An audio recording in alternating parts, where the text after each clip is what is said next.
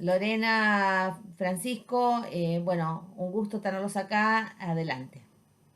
Hola Gabriela, hola a todos, buenas tardes, un gusto poder participar de estas jornadas. Junto con Francisco tuvimos el placer de trabajar en este proyecto. Francisco es director ejecutivo de Sistema B, con quien iniciamos un proyecto de trabajo en realidad previo a la pandemia. En el 2019 ya habíamos empezado a conversar sobre los objetivos de este proyecto con la idea de poder actualizar algunos indicadores y métricas que teníamos ya relevadas en otro estudio anterior que habíamos realizado, que se llamó Nativos Sustentables. Así que nos gustaría, en parte, poder empezar esta charla haciendo un recorrido, ¿no? Un poco cómo se gestó este proyecto en conjunto, cómo llegamos hasta acá y por qué hicimos este proyecto junto a Sistema B. Gracias Lorena y gracias a todos por la invitación. Mi idea es simplemente y brevemente poder darle un contexto de qué fue lo que vimos. Sistema B, para quien no lo conoce, es una organización global que está presente en más de 60 países que tiene como propósito redefinir el sistema económico actual y trabajar por un sistema económico más equitativo, más regenerativo e inclusivo. El corazón de la teoría de cambio del Sistema B es lograr que el sector privado, que la empresa se integre como un actor más en la solución de las problemáticas de la sociedad, de manera de poder, desde lo que hace todos los días, generar un cambio. Como decía Javier en las encuestas, hoy el consumidor tiene una beta mucho más social. Todos los que tenemos hijos o que nos contactamos con las generaciones más jóvenes, con estos nativos sustentables, traen otros interrogantes, nos interpelan permanentemente, ya no solamente como consumidores, sino también cuando vienen a buscar trabajo. Y las empresas ahí lo que hacen es ser el corazón de este nuevo formato económico. Lo que hacen es integrar este tipo de empresas a su modelo de negocio, la solución de problemas sociales y ambientales. Es un concepto evolutivo de la mirada tradicional del RCE y es lo que estamos viendo que está pasando en el mundo. La mirada de la acción aislada que podemos hacer como consumidores o de las empresas no alcanza para resolver las problemáticas que tenemos. Por eso es fundamental que lo integremos a nuestro día a día, a lo que hacemos todos los días. Las empresas a veces son estas pioneras que desde su negocio empiezan a resolver estas problemáticas. Y esta empresa lo que hace, este tipo de empresas lo que hacen es reflejar una lógica que vemos como un patrón donde ya la devolución a la sociedad ya no se la mira con la lógica del altruismo, con la lógica de la caridad o el deber ser, como era anteriormente, de la responsabilidad social empresarial, sino desde la innovación. Y por ende vemos que hay un consumidor que también está demandando cada vez más a la misma marca o empresa que antes me solucionaba un producto, que también resuelva algunas de las inquietudes que tiene la sociedad. Al ser una innovación también esto es nuevo, con lo cual tampoco contamos con mucha información al respecto de lo que está pasando, va demasiado rápido este cambio. Y un ejemplo es lo que está pasando, por ejemplo, con la pobreza. Todos y cada uno de nosotros se conmueve con lo que pasa con la pobreza. Y lo que pasa es que cuando buscamos responsables caemos en las mismas lógicas de siempre, que es un poco lo que contaba el expositor anterior. Vamos a buscar en esa grieta las responsabilidades afuera. Entonces es probable que un sector diga que la culpa la tiene uno, el otro, y el otro sector diga que la tiene el otro. Lo que nosotros promovemos con este movimiento es entender y darnos cuenta de que todos desde nuestro lugar somos parte de este problema y nosotros debemos ser parte de la solución. Pero como primera parte es reconocer que somos parte de este problema. Por eso las empresas que están empezando a gestionar la sustentabilidad o el triple impacto se dieron cuenta que pueden hacer mucho más de lo que están haciendo para resolver estas problemáticas de todos. En ese contexto fue que empezamos a trabajar con Trendcity para poder contar con cada vez más información que nos lleve a la acción, que nos mueva, que nos saque de esa sensación que tenemos de que podemos hacer algo y nos lleve a algo concreto. Así fue que trabajamos, Lore, este año, y si querés compartir vos directamente los resultados sería buenísimo.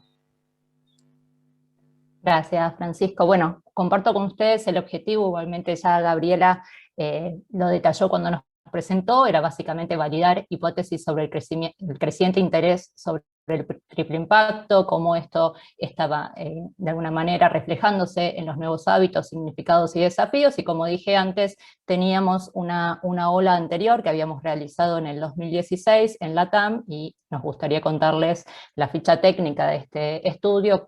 Básicamente cuál es el detalle metodológico. Realizamos entrevistas online con un cuestionario autoadministrado de 15 minutos, esto lo hicimos en Argentina, Chile, Perú, Colombia y México, fue un estudio de 1000 casos totales, lo realizamos a fin de diciembre del 2020. Así como les dije, en realidad empezamos las charlas y casi que fue la última reunión presencial que tuvimos con el equipo de Pancho, pero bueno, en el medio apareció la pandemia y qué mejor ocasión para poder tener métricas, ¿sí?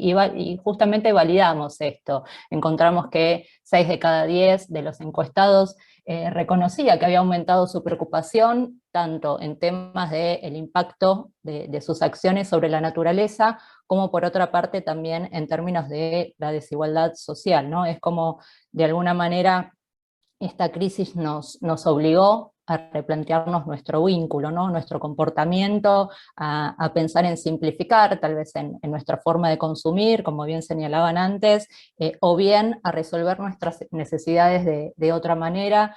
Muchos de los encuestados incluso decían que, bueno, si esta crisis se había originado a partir de un tema con la alimentación, que justamente estaban empezando a repensar su manera de consumir alimentos y de cómo alimentarse, y también todo esto que está sucediendo puso de manifiesto, bueno, que hay una necesidad en términos de tener una mejor relación o más igualitaria con nuestros pares, ¿sí? Todo esto que estamos viendo nos puso de evidencia y nos, digamos, aumentó la conciencia de las múltiples brechas, ¿no? No hay solamente una brecha en términos de ingreso, sino que también hay brechas digitales, educativas, laborales y demás.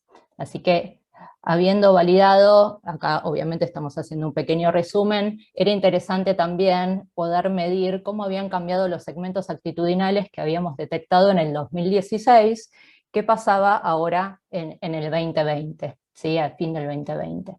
Esos 5 segmentos que habíamos detectado en ese momento iban, digamos, de un mayor compromiso, una mayor conciencia, donde tenemos, por ejemplo, el segmento de los embajadores, hasta aquellos que eran distantes con la temática y preferían que se encarguen otros, ¿sí? Los embajadores son un segmento donde hay voceros, ¿sí? Ellos lo que buscan es amplificar, generar conciencia en el resto. Los nativos que son responsables, son informados, son, digamos, uno de los primeros en adoptar cambios y ser conscientes, pero ellos no buscan concientizar a otros, ¿sí? Tienen como una postura un poco más individual. Después tenemos los followers, que son los que están como a mitad de camino entre un extremo y el otro, que en general tratan de adoptar algunas acciones positivas, pero lo hacen a su ritmo y muchas veces lo hacen cuando hay una norma, ¿sí? Cuando se implanta esto en la sociedad, cuando ya todos lo hacen, o bien hay una norma que acompaña y ellos se suman a esta cuestión. Luego tenemos los buenos vecinos, ¿sí? Los llamamos así porque en realidad lo que buscaban era, a ver, no buscaban un cambio, sino que asumen algunas acciones, pero siempre y cuando no les demanden un esfuerzo extremo. Y como dije antes, bueno, los distantes que de alguna manera creen que, bueno, otro se puede ocupar mejor y que ellos no están para eso.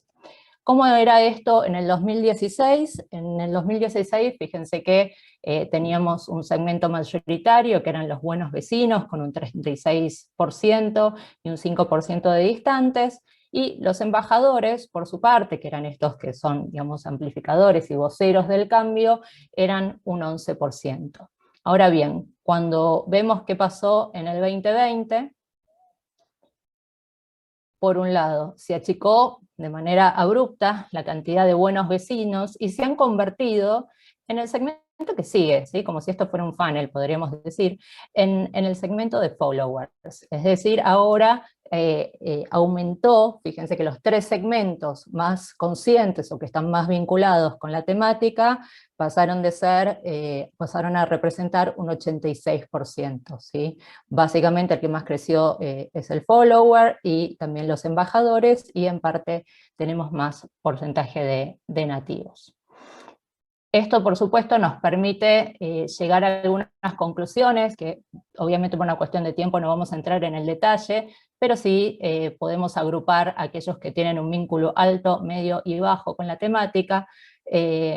A modo de síntesis, podemos decir que el segmento alto está con un alto vínculo, podemos trabajar en temáticas como motivar, como regenerar, como convocar, ¿sí? Estos son los que pueden trabajar ese cambio, siempre y cuando digamos, los involucremos, ¿sí? Los podemos convocar. El segmento medio necesitan esa norma, ¿no? Pero de alguna forma trabajar con la tecnología, mostrarles que es fácil y simple participar y ser parte del cambio también es interesante. Y el segmento bajo, lo que hay que, digamos, de buenos vecinos y distantes, lo que hay que manifestarles es que hay un beneficio, ¿sí? Hay que evidenciarles que hay un ahorro o hay un beneficio o impacto para ellos, ¿sí? ¿Qué hay de esto para mí?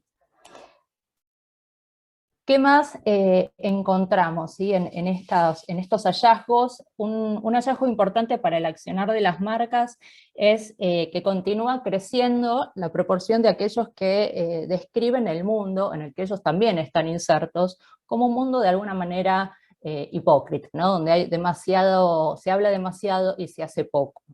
¿Y por qué decimos que ellos también están insertos? Porque fíjense que hay un 83% que dice que, bueno, que en realidad puede hacer más y que deben hacer más por el planeta, tanto los ciudadanos, como luego vamos a ver que también hay una demanda por parte de la empresa. También creen que están o que siguen pasándole la responsabilidad a la próxima generación y que necesitamos estar unidos, ¿sí? Y acá mencionan a las empresas, a las personas, a los gobiernos. Por eso decimos que es una gran oportunidad para redefinir, para co-crear cuál es el rol de las empresas y bueno, bien lo estuvo mencionando Francisco al principio. Justamente cuando observamos qué sucede con las empresas, decimos que son los agentes del cambio, ¿sí? Esperan de las empresas que sean las primeras en iniciar ese cambio de cuidar el planeta y la sociedad también. 58% trabajaría en empresas que son cuidadosas con el medio ambiente, aunque paguen menos. Es decir, esto se está empezando a evidenciar en temas de, digamos, en el trabajo y en la forma de consumir. Y a su vez, también consideran que aquellas que están más comprometidas con el triple impacto realmente están respondiendo mejor a lo que es la pandemia. Bien, lo que señalamos es que es un momento, digamos, de quiebre, ¿no? Donde hay una mayor demanda de transparencia, de acción, de compromiso genuino por parte de las marcas. Es momento, digamos, de actuar, de impulsar nuestros esfuerzos y justamente de reducir esto que señalábamos al principio de las múltiples brechas. Ahí, Francisco, justamente, ahí está. Sí, simplemente para cerrar, toda esta información nos sirve porque nos da contenido, nos da carne para poder pasar de la emoción a la razón y después poder pasar a la acción. Y un ejemplo de siempre hablamos que triple impacto y sustentabilidad son sinónimos. Y lo que está pasando en el mundo, si ustedes repasan los principales medios globales, todos, absolutamente todos, van a decir que la sustentabilidad, que el triple impacto es importante. Hay un gran consenso en el para qué. El gran desafío es que hay un gran desconocimiento en el cómo. Seguimos cayendo sin darnos cuenta a las típicas lógicas que aprendimos de la RCE. Y esto no es algo en contra de la RCE, la sustentabilidad, es un modelo evolutivo. Lo que es necesario y es fundamental es empezar a contar con esta información y darnos las herramientas necesarias para poder acompañar ese cambio. De vuelta, no hay nadie que no quiera colaborar de su lugar frente a la pobreza y frente a la equidad. Muchas veces no saben cómo. Y este tipo de información y este tipo de información no solo sobre lo que está pasando, sino también sobre cómo acompañarlos, nos permite poder justamente hacer esa transición lo mejor posible. Muchas gracias.